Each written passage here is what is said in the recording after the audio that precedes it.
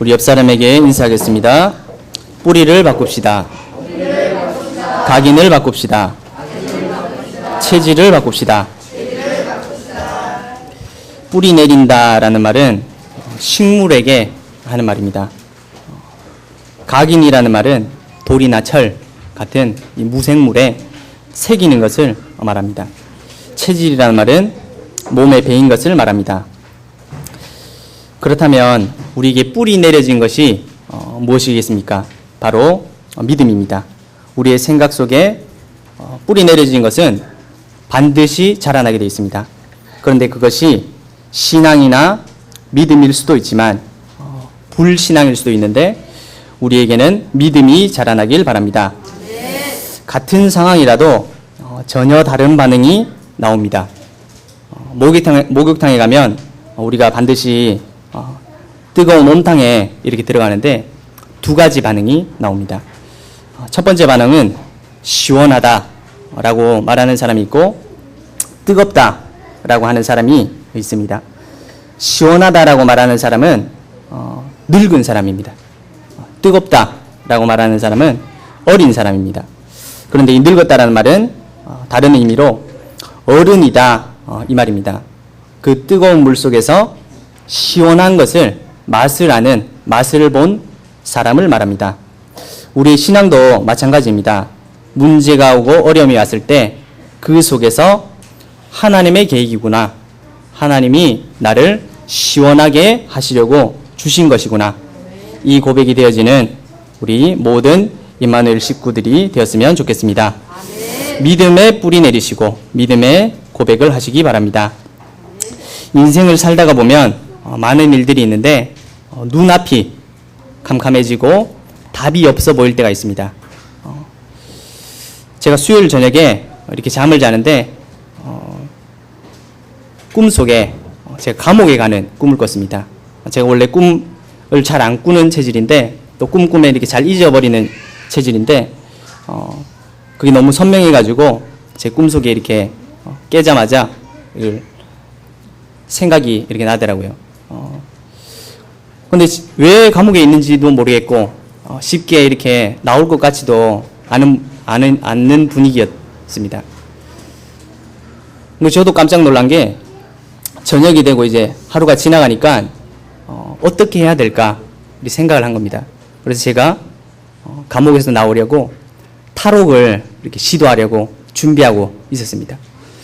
그렇게 하다가 제가 이렇게 꿈에서 깬 것입니다. 그래서 저는 많은 생각을 하게 되었습니다.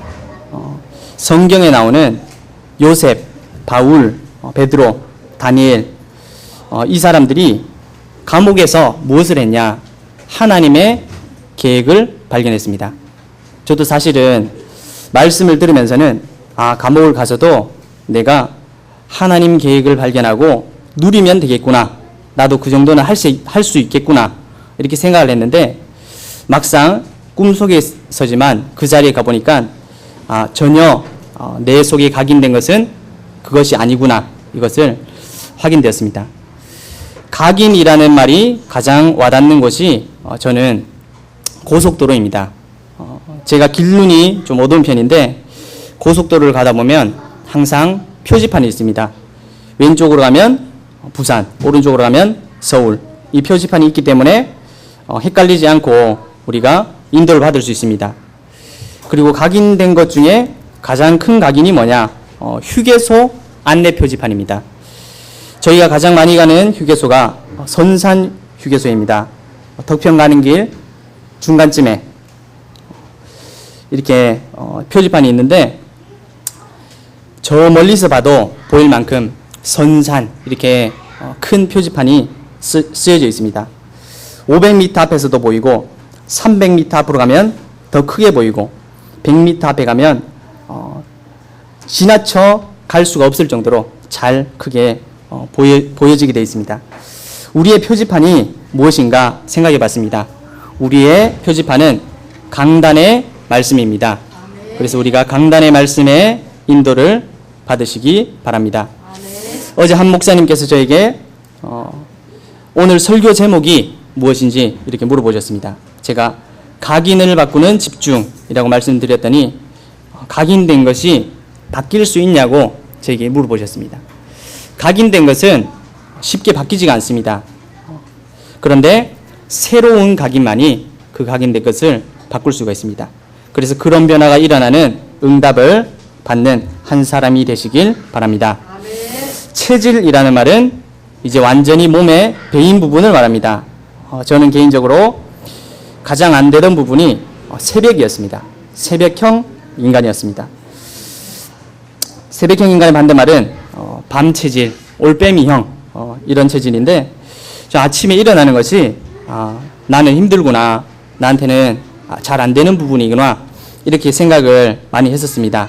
그런데 지금은 이제는 새벽이 되어지는 그런 응답을 받고 있는데 언제부터 그런 응답을 받았냐? 예전에는 새벽 기도가 참 좋은데 은혜도 받고 내 삶이 기도로 시작해서 참 좋은데 힘든 것이다 이렇게 생각을 했었습니다.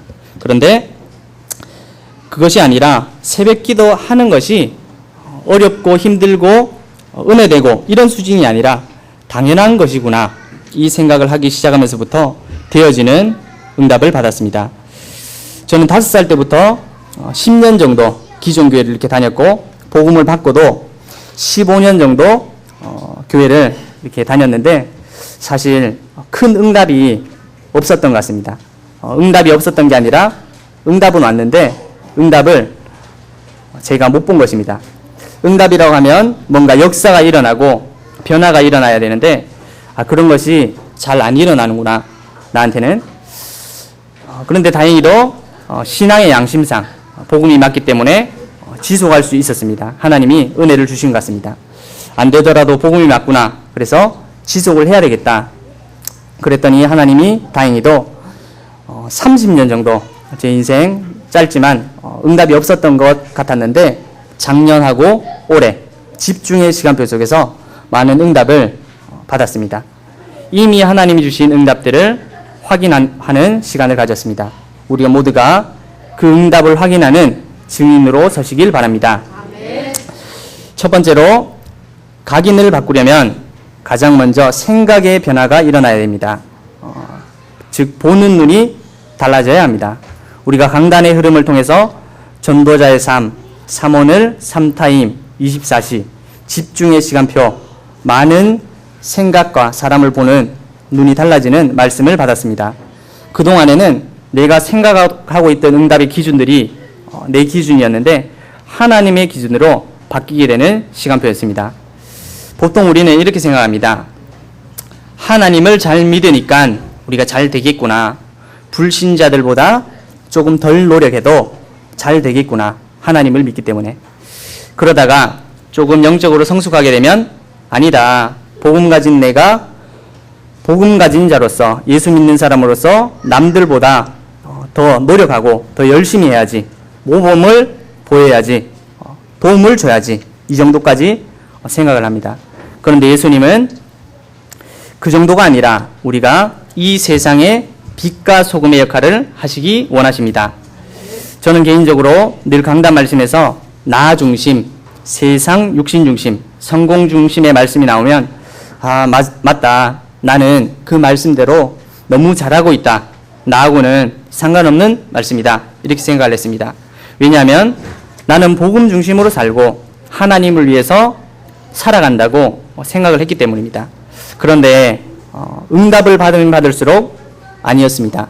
그전에는 내가 양보했을 때 이익이 되면 양보하고 그리고 전체 분위기를 위해서 함께 가기 위해서 양보하고 내가 양보했을 때 내가 한번 참아줬을 때 다음에 갚아주겠지 이런 생각을 하고 참아주고 있었던 것일 뿐입니다.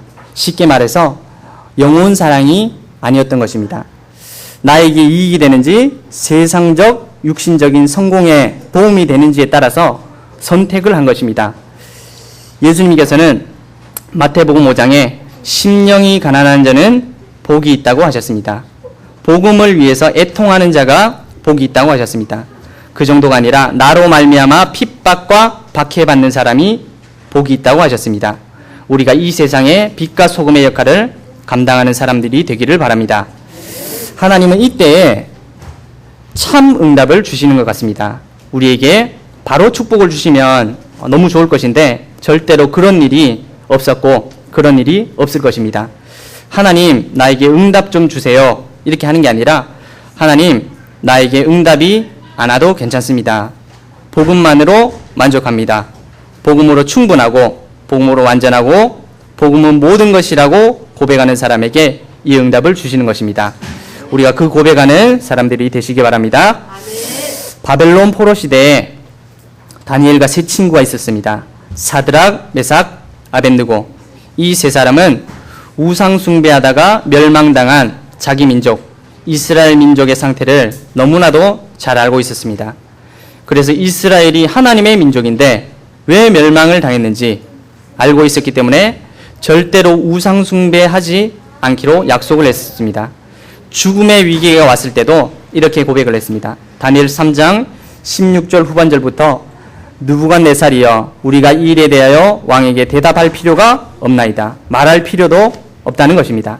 17절에 왕이여, 우리가 섬기는 하나님이 만일 계시다면 우리를 맹렬히 타는 풀무불 가운데에서 능히 건져내시겠고 왕의 손에서도 건져내시리이다. 그렇게 하지 아니하실지라도 왕이여, 우리가 왕의 신들을 섬기지 아니하고 왕이 세우신 금신상에 절하지도 아니할 줄을 아옵소서. 우리가 이 청년들이 어떻게 되었는지 너무나도 잘 알고 있습니다. 하나님은 이 고백을 한 세 청년이 불 속에서 머리카락 하나 타지 않고 나오게 하셨고 오히려 이 청년을 불 속에 던진 사람들이 타 죽고 하나님의 영광이 나타나게 되었습니다.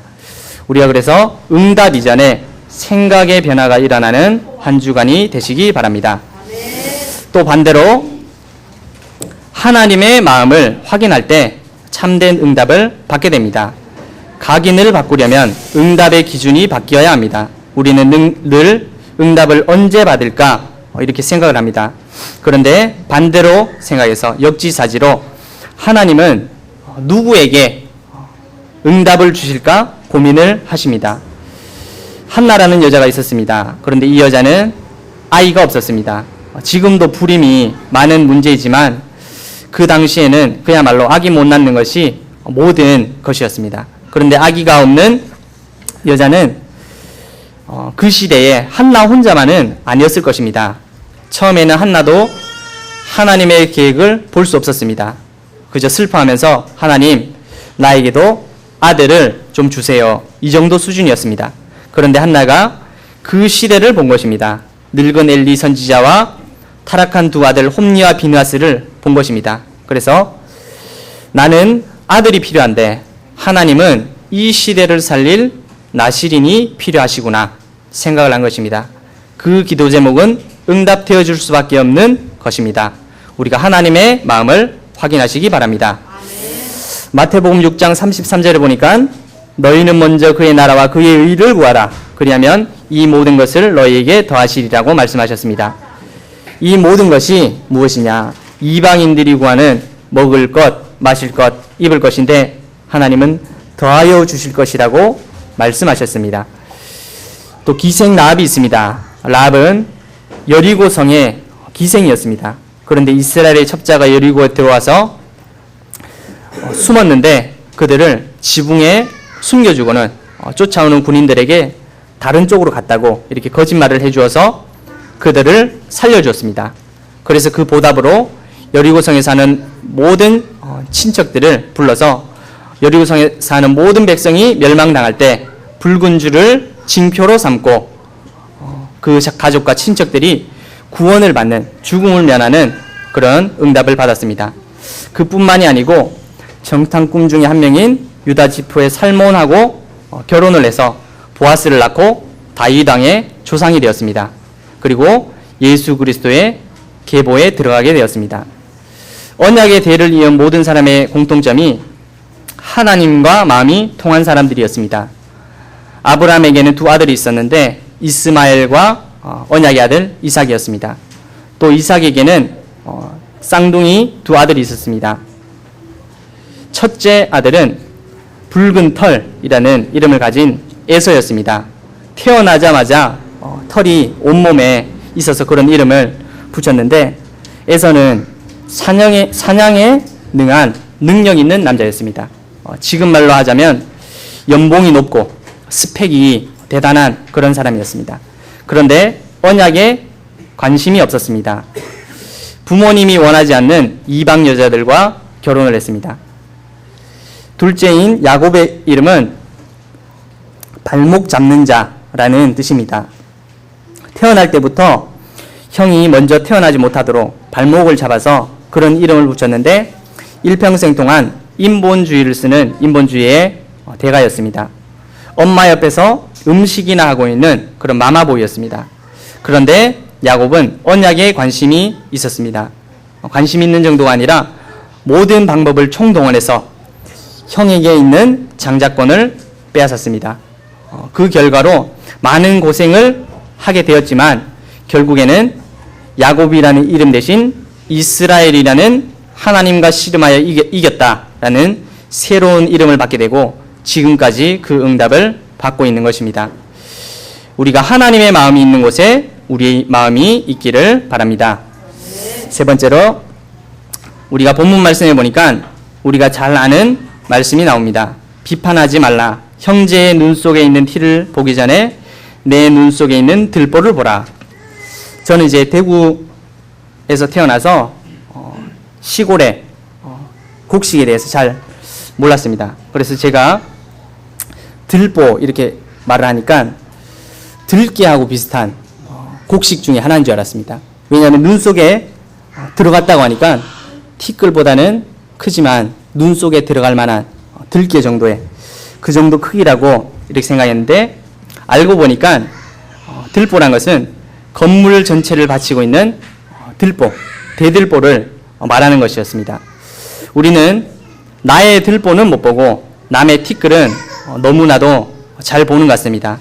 나의 잘못은 한없이 관대하고 남의 잘못은 아주 비판적입니다. 그래서 가장 먼저 나를 볼 수 있는 응답을 받으시기 바랍니다. 그런데 이 말씀을 하신 분이 누구시냐? 바로 예수님이십니다. 예수님은 하나님의 아들이시고 하나님이신데 어떻게 보면 너무 율법적인 말씀을 하신 게 아닌가 생각이 되어집니다.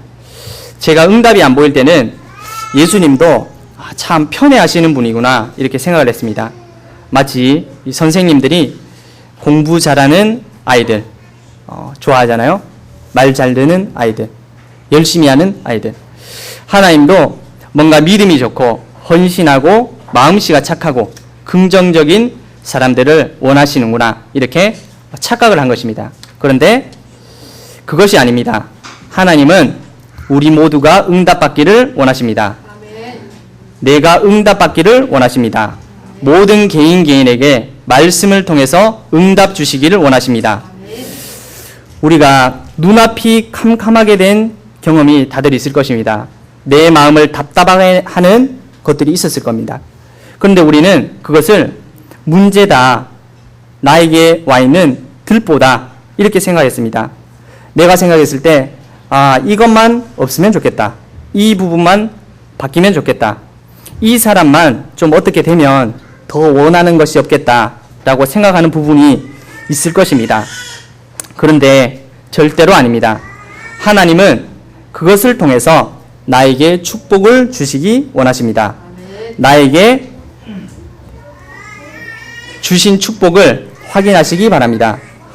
우리는 남이 받은 조그만 응답을 부러워하고 시기하고 질투하고 있습니다. 남에게 주신 티끌 같은 응답은 보면서 하나님이 나에게 주신 참 응답은 확인하지 못하고 있는 것입니다. 나에게 주신 들보를 확인하시기 바랍니다. 우리 옆에 사람에게 고백하겠습니다. 내 눈 속에 들보가 제일 크다. 내가 받은 축복이 제일 크다. 다른 사람을 부러워해도 사실 바꿀 수가 없습니다. 그런데 우리는 그것을 부러워하고 있습니다. 그런데 하나님은 나에게 예비하신 최고의 축복이 있음을 확인하시고 응답을 누리셨으면 좋겠습니다. 그것이 되어지면 다른 사람을 부러워할 시간이 없습니다. 지난 주간에 우리 자체 집중 후속 훈련이 진행되었고 이번 주 그리고 다음 주 수요일까지 진행되어질 것입니다. 새벽기도, 수요예배, 금요 철야 시간을 통해서 집중 훈련을 이렇게 받고 있는데 많은 분들이 지금 포럼을 하시고 이렇게 간증을 하셨습니다. 그런데 하나같이 다 자기 자랑을 하셨습니다. 그게 무슨 말이냐? 다른 사람이 받은 응답이 너무 부럽다 이렇게 말씀하시는 분은 한 분도 없었습니다. 왜냐하면 강단의 말씀을 통해서 응답받는 사람은 세상의 그 어떤 사람도 부럽지 않기 때문입니다. 하나님이 나와 함께 하시는 응답을 말씀으로 받고 하나님이 나를 인도하시는구나, 하나님이 말씀으로 나에게 역사하시는구나, 이것이 확인되어질 때 모든 응답을 다 받은 줄로 믿으시기 바랍니다. 저는 한 해 동안 진영 임마누엘 교회에 와서 목사님과 우리 중직자분들이 너무 잘해주셔서 걱정이 없이 이렇게 살았습니다. 그러기도 쉽지가 않은데 1년 동안 걱정, 고민 없이 은혜 속에서 인도를 받은 것 같습니다. 작년에 자체 캠프 아니면 올 초에 선교 캠프 이렇게 부담되어지는 부분들은 있었지만 기도하면서 잘 인도받았습니다. 그리고 올해 초에 한 가지 큰 걱정거리가 이렇게 생겼습니다. 다른 것이 아니라 가족의 신앙 문제였습니다. 다른 부분이면 제가 지나가면 되지, 지나가면 해결될 것이다 이렇게 생각할 것인데 신앙적인 부분이다 보니까 이 부분이 참 큰일 났다, 어떻게 설득해야 될까, 무슨 말을 해줘야 되나 생각을 하는데 해결이 안 되어지는 것입니다. 그래서 많은 고민을 하고 갈등을 겪고 있었는데 3월 1일 강단 말씀을 통해서 렘넌트 전도 24시라는 말씀 가운데 나의 전도를 찾으라는 말씀을 받았습니다. 그래서 저는 늘 하던 대로 나의 전도를 찾으라 이 말씀을 현장에 가서 전달하고 있었습니다. 한 렘넌트에게 가족의 문제가 아니라 너의 전도다, 나의 전도를 발견해라 이렇게 전달하는 순간에 저는 제 자신이 확인되어졌습니다. 제 자신이 보여졌습니다. 렘넌트에게는 말을 하면서도 모순되게 나는 내 가족의 문제를 문제로 삼고 나의 전도로 보지 못하고 있구나, 이것이 확인되어졌습니다. 이것이 내 가족 문제가 아니라 하나님이 바로 나에게 주신, 나를 확인하라고 주신 것이구나. 그것이 문제가 아니라 내 마음에 안 들기 때문에 내가 문제로 삼고 있구나. 이것이 확인되어지고 하나님의 계획을 발견해야 되겠다 이렇게 생각을 하는데 그때부터 마음에 편안이 오기 시작했습니다. 그러면서 기도하는 가운데 나의 동기, 나에게 잘못 각인된 것들이 발견되어졌습니다. 그래서 하나님 앞에 그것들을 내려놓게 되었는데 그때부터 하나님이 역사하시는 것을 보게 되었습니다. 우리가 강단의 흐름의 맛을 보시기 바랍니다. 또 3월 22일 전도 24시 말씀을 붙잡고 또 현장을 갔는데 사건을 통해서 또 문제를 통해서 되어지는 현장의 응답을 보게 되었습니다. 우리가 늘 전도 현장에서 응답을 받는 사람들은 모르겠지만 하는 전도, 도전하는 전도 이 수준에서 정말 전도는 하나님이 하시는 것이구나, 되어지는 전도구나, 이것을 확인하는 응답을 받게 되었는데 그 응답을 다 함께 받는 우리 모든 진영 임마누엘 식구들이 되었으면 좋겠습니다. 그리고 4월 19일 장애인 학교 말씀을 가지고 현장을 갔습니다.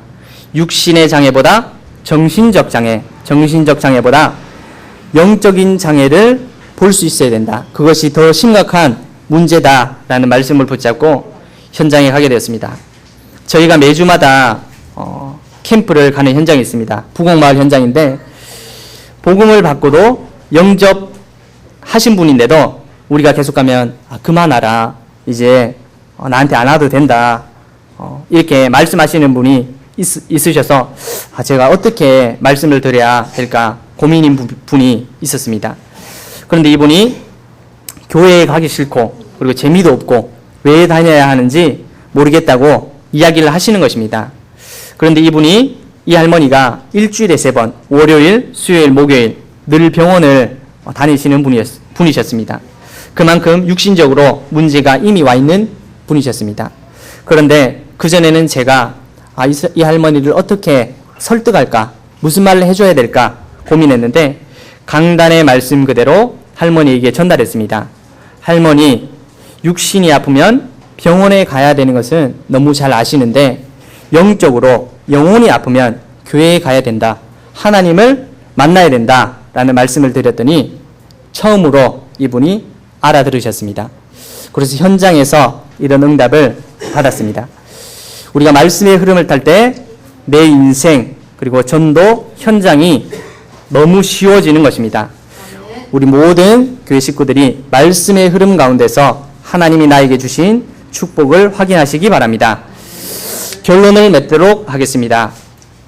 내 눈 속의 들보가 응답이라는 고백이 되어지시길 바랍니다. 언제 그것이 보여집니까? 말씀의 흐름 속에 있으면 보여집니다. 올해 원단 메시지가 전도자의 삶 일심전심 지속입니다. 매주 강단의 말씀을 흐름 가운데서 본부의 흐름과 연결되고 강단의 말씀이 매일마다 기도 수첩의 말씀과 연결되어질 때 하나님이 하시는 역사를 볼 수 있습니다. 그리고 멀리 있는 것이 아닙니다. 내가 있는 모든 현장 속에서, 특별히 가까이 있는 모든 현장 속에서 하나님이 우리에게 숨겨놓으신 응답들을 발견하시고 누리시기 바랍니다. 하나님이 우리에게 주신 교회의 기도 제목과 나를 향한 또 지역을 향한 계획을 발견하시기 바랍니다. 올 한 해 6학교 그리고 1만 교회 발판의 해 기도 제목을 붙잡고 응답받는 우리 모두가 되었으면 좋겠습니다. 기도하겠습니다. 하나님 아버지 은혜 감사드립니다. 집중할 수 있는 시간표 속으로 우리를 인도하여 주심을 감사드립니다. 가장 먼저 내 자신이 변화되어지는 응답을 허락하여 주시고 교회 살리고 현장을 살리고 우리에게 각인되어진 모든 부분들이 치유되어지는 응답의 시간 속으로 들어갈 수 있도록 아버지께서 인도하시고 역사하여 주시옵소서. 특별히 하나님 중국의 선교차 출타 중이신 목사님을 위해서 우리 전 교회와 성도가 깨어서 하나 되어 기도할 수 있도록 하나님 축복하시고 은혜 더하여 주시옵소서. 목사님 가시는 모든 발걸음마다 생명운동 일어나게 하시고 제자가 세워지고 시스템이 세워질 수 있도록 아버지 역사하시고 은혜 더하여 주시옵소서. 또 특별히 중국의 영적 사령관 세우는 목사 안수식이 있습니다. 정말 모든 흑암이 방해하지 못하도록 하나님께서 붙잡아 주시고 정말 깨어서 기도할 때에 우리 모든 교회가 함께 응답받는 축복을 허락하여 주시옵소서. 우리 노회장님과 노회 어르신 목사님들 함께하고 계십니다. 정말 그 가시는 발걸음, 오시는 발걸음까지 주님께서 축복